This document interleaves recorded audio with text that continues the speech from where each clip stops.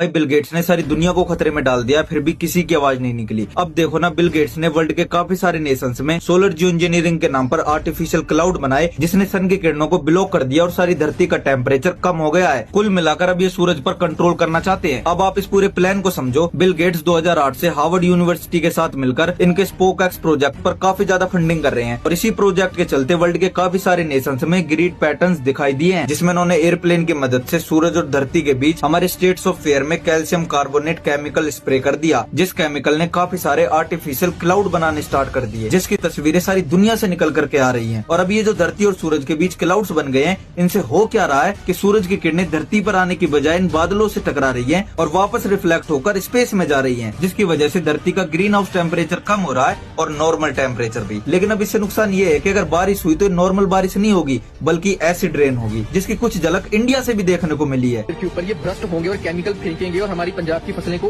कैसे बर्बाद करेंगे।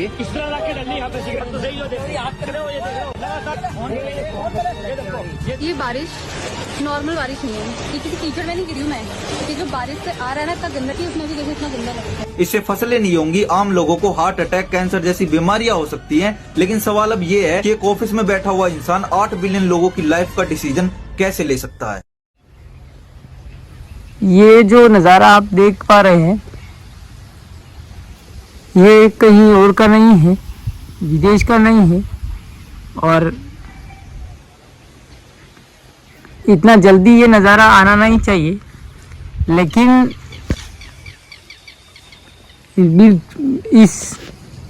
बिल गेट्स ने भारत सरकार से मिलकर एक्सप्लेनेशन करने के लिए यहाँ केमिकल का छिड़काव कर ये जो पूरे आकाश में बादल बनाए हैं, जिसको आप देख सकते हैं, इससे सूरज की किरणें ज़मीन पर जो आनी चाहिए नहीं आएंगी और इनके हिसाब से बारिश गिरेगी और बारिश गिरेगी, बिन मौसम बरसात होगा, मौसम बिगड़ेगा और किसानों की फसलें बर्बाद होंगी। इसका मुख्य रीज़न यही है कि दुबई की तरह यहाँ भी, इंडिया में भी बारिश करवाई जाए। ये इसलिए किया है क्योंकि पहले ही ट्रम्प से हमारे देश के प्रधानमंत्री ने डील कर ली है, जिसको देखा होगा आपने न्यूज़ों में कि अमेरिका के किसान अब यहाँ अपनी फसलें बेचेंगे। अब अमेरिका के किसानों की फसलें यहाँ तभी बिकेंगी जब यहाँ के किसानों की फसलें बर्बाद हो जाएंगी और उनकी फसल में के नाम पे कुछ भी नहीं रहेगा उनके पास। जभी तो विदेश की फसल यहाँ बिकेगी, करोड़ों के दामों में विदेशों का माल यहाँ बिकेगा और गरीब होगा, गरीब भूखमरी से मरेगा और वातावरण से मरेगा, प्रदूषण से मरेगा और केमिकल से मरेगा।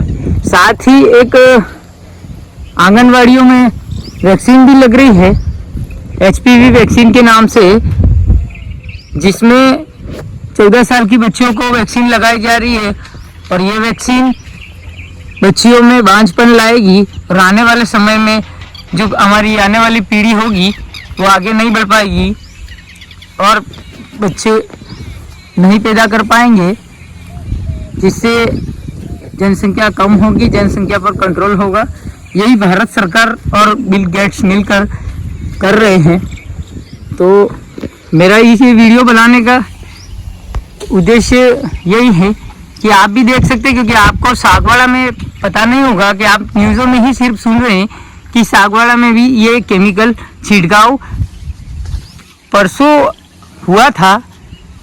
उसके बाद यहाँ बारिश भी देखने को मिली थी, बूंदाबूंदी कई जगहों पर, और बहुत जल्द ही बारिश आने वाली है। इस बार जल्दी आएगी, ये लोग कह रहे, बुजुर्ग लोग कहते हैं कि पहले ढोल नगाड़े बजाए जाते थे बे बाबा को बुलाने के लिए, बारिश के लिए, लेकिन ये अपनी मर्जी से लोगों को मौत के मुंह में धकेल रहे हैं। तो देख सकते हैं आपकी सरकार क्या कर रही है क्या नहीं।